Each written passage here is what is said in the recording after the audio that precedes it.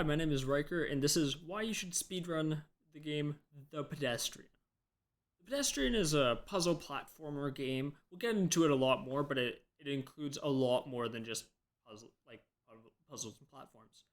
If you want to know, this game is $22 regularly. Usually goes on sale during Steam sales, like the one that's currently going on. But we're gonna get right into the run immediately. All right, so time starts as soon as I move on this little spot. There's also in this game, just for convenience of speedrunning, there's an auto splitter, and it just makes this game a lot easier to speedrun. All right, 3, 2, 1, let's go. Okay, so this game is a puzzle platformer. We're gonna choose you have a choice between male and female to start. We're gonna choose the female you have to choose the female to speedrun this game or if you want to have a good time. First reason we choose it is because we can just keep holding D and keep moving the correct way, and it's a little bit closer. The second reason will come up a bit later. So the way this game works is you're the person from a crosswalk sign, and you're just kind of you're just running through the level, and you're running through these signs. And the way it works is there's two modes. There is platformer mode, and then there's puzzle mode, where you can actually you can move signs around and connect them together. This creates like kind of little pathways in between them, and this is how you traverse the game. So just for some speedrun tech, the smaller the gap in between the doors, the better. Like, the less time it takes. Because the actual distance in between these signs actually matters. You'll actually still have to run the distance, or climb the distance. So you want to put them as close together as you can, but you don't want to put them too close, because if they're too close, the pathway can actually break, and you won't be able to go through until you adjust the positioning of the sign. Rooms like this one are kind of, at least for me, nefarious for this, of accidentally putting it at an angle where it doesn't work. You want to get them so it's moving the least amount of distance, but still going. These dotted platforms are ones where you can jump up through the bottom, but also if you hold S, you'll drop down. And then you just press E to use the lever. Lever will activate things, but there's also buttons. Like in this room, there's buttons. You have to hit these buttons just for them to work. But then we're gonna hit this lever at the bottom, and we're gonna hit it again and jump on. And this actually allows us to end up skip a good portion of that puzzle. Now over here, we're gonna cross these two, because this bottom left one works for the right one, and the right one works for the left one. We want to try to go as quick as we can, solely just to make that cycle there, and save us a bunch of time. Now here's an elevator. You just press S to go up on the elevator. On this elevator, there's actually... Oh, I died. On that elevator, though, there's a trick where if you get it just right, you can actually warp up. And you'll warp on top of the elevator and save you about 2 seconds. I didn't get that time, and I rarely ever get it. It's super... It just seems like luck. But it's difficult. I think I just don't know the setup mainly. This one we were just kind of connect all these together and just run through. There's no crossing or anything. The puzzles get a lot more difficult when you have a lot of stuff to cross, like this one where this is the way I do it. There's definitely faster ways, but I just do that, and I find that very consistent. So a lot of time save in this game is actually from just how fast you can move the puzzles into the correct spots, but also how fast you can or how close together you get these the nodes together. Nodes are little black spots that you click on to create the pathways. So we're gonna grab this little battery and we're gonna place it in the Game Boy. We place it in the bottom left corner because that's it.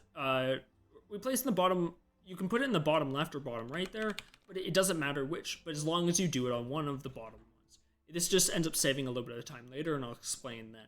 So here is where you kind of you learn that the 2D world interacts with the 3D world. As you hit that button, the elevator goes down, and we actually have to wait for the elevator to get to the subway. That's not a bad split, it's just we had time loss from our death. Otherwise, I played that really well.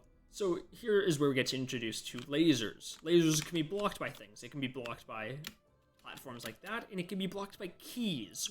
The fact that it can be blocked by keys actually allows us for a cool trick coming up in the room, one of the major rooms just after this. So we're going to connect these together. We connect this over here and bring that down there, and we're good. If you need to know the solution to the puzzles, just slow down the video or pause it. We're going to push this box here, and we have to run around because we can't deal with the laser. And we're going to do a little trick where we're going to be pushing the box, and we're going to be letting go and re-grabbing the box a bunch. This allows us to actually just go a little bit faster. As you get some walking speed, you get to move half the time you're moving at the regular walking speed, and half the time you're moving at the pushing speed. This one we're just grabbing a coil and connecting those two little outlets together. Here's what I meant when I said laser blocks key. The key blocks lasers. Oh, I didn't get that quite. At this point, it won't save time, but I still want to just show this trick because it's very neat trick. There we go. It saves time if you get it first try. Otherwise, it doesn't really. But I think it's a really cool trick and wanted to show it off anyways. So first thing we're going to do is we're going to this right room. Sorry, before I get too far away from it, that trick only works if you're playing as the female character. I don't know why. It's because of the way the key hangs off of the female character model. But I still, like, even when I've looked at the male and looked at the female, I don't really see the difference. There we have to put the key on top of that little platform and raise it, just because that ends up blocking the laser and not killing us, so we can turn off the laser. And then run over here and get this box. We need this box basically just to jump up this one little thing. That's what we need. This is another puzzle. Blink and you miss it. It's a lot of stuff moving on. So basically we just bring stuff up to the top, go here, and we're gonna build basically down left. And then at the end here, we're grabbing the end thing, bring it down to the bottom, because remember, if you put things too far away from each other, they don't let you, you have to climb that distance still. And that would end up taking a couple seconds, where it only takes about half a second to go back into puzzle mode, move that sign down, because that ends up saving us a lot of time. Now we're going to go into the Game Boy again. We're going to put it on bottom right this time. And that's just very important for a future thing. So here, we just basically put everything to the bottom. This is a puzzle that's very self-explanatory, but this one we need to go very fast on. We want to go fast because it's a speedrun, but we also want to go fast because we need to make the cycle. There's a bit of a time limit, there's a bit of a window where we need to make this elevator cycle. And then we can go up here, grab the coil. Now that the coil, we're going to connect these two outlets. We're going to jump on this box, connect there, and that opens the door. And now we're out. We're already most of the way through the game, and now we're coming up to the subway. And the way the subway works is, if you were to play this game casually,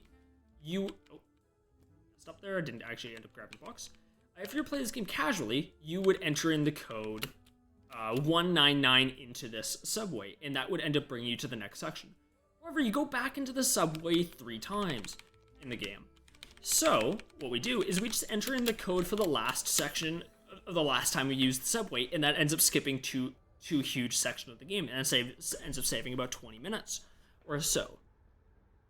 We're gonna use this one more time, as there's an elevator that's coming up that we end up using that you use twice in the all level speedrun. So we end up skipping that by just going to the later section. Now here's gas. Gas, for whatever reason. So in the way this game works, we don't really use it at any point in the run. But if you break one of the pathways, it resets the room. Oh, I died. It's okay. If you break one of the pathways, it resets the room. However, the gas makes it so you can break pathways and it doesn't end up resetting room. It's the only time it's really used, and I don't even remember if it's used that much in the all-level speedrun. So here, instead of 399, we're entering... Oh, instead of 399, we enter 444.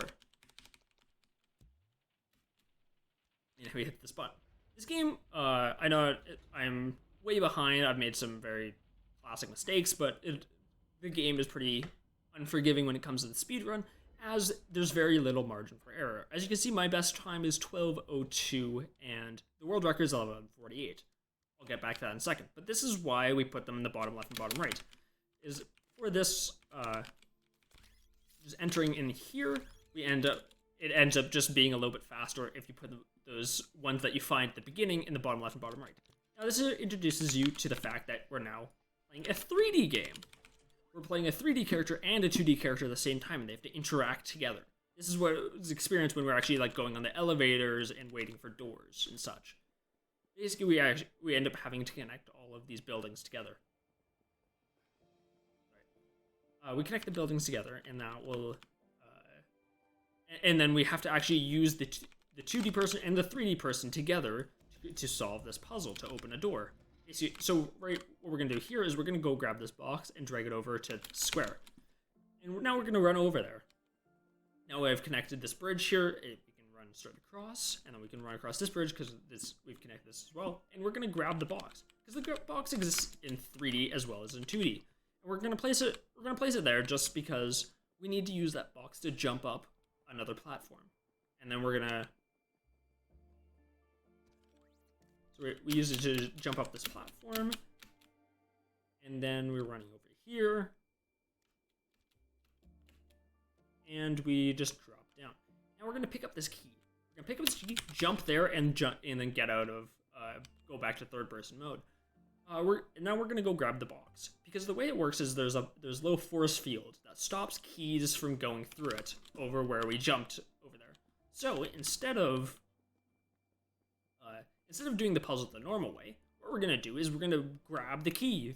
Because of where we jumped, we can actually end up grabbing the key through the floor, place it there, and then place it there. Place the box up there. So that allows the character to now jump up, grab the key, and we can open the door and escape this section. This is kind of the last section of the game. As you can see, we're coming up pretty close to a time. Now we're going to go enter the apartment. This door is locked until our person did it. So now we have a little bit of a waiting section. We just wait for a couple seconds, but I actually learned while watching the devs react to this video that this is a loading section. That's the reason that you have to wait there, is because they actually have to load in the section. So now, first thing we do is we enter, we turn on the power, then we grab the floppy disk, go into here, and we go into the computer and immediately go out, and we connect these two, jump down here, pick up the key that's behind the post-it note, open the door, and leave. Now we get to run down this hallway that we opened up. Now this is right at the end of the game. The time stops when you enter in the boat, and that's time. Sorry, I've been talking a lot. This game is absolutely wonderful, though. It's just a very sweet ending of you getting into the boat, going away, because throughout the game it alludes to wanting to go in a boat multiple times, but there is no like overarching story to this game, or at least not that I could find. I do have trouble though with games that aren't super straightforward of totally understanding the metaphor or message they're going for. But yeah, this game is absolutely wonderful. As you can see, the speedrun, it's pretty precise, but it also, after a lot of tries, you end up being able to get pretty good times. Like, I had a couple deaths. I think I had 2 deaths in this run, and I'm still at 12:35, and I died on one of the longer rooms in the run. It's just a great speedrun, great game, and you should really go buy it, especially during like Steam sales like right now, where it's 50% off, only like $10. But thank you all for watching. Please comment or like the video if you'd like me to make more of these, and subscribe if you want to see more of my speedrunning content. Thank you.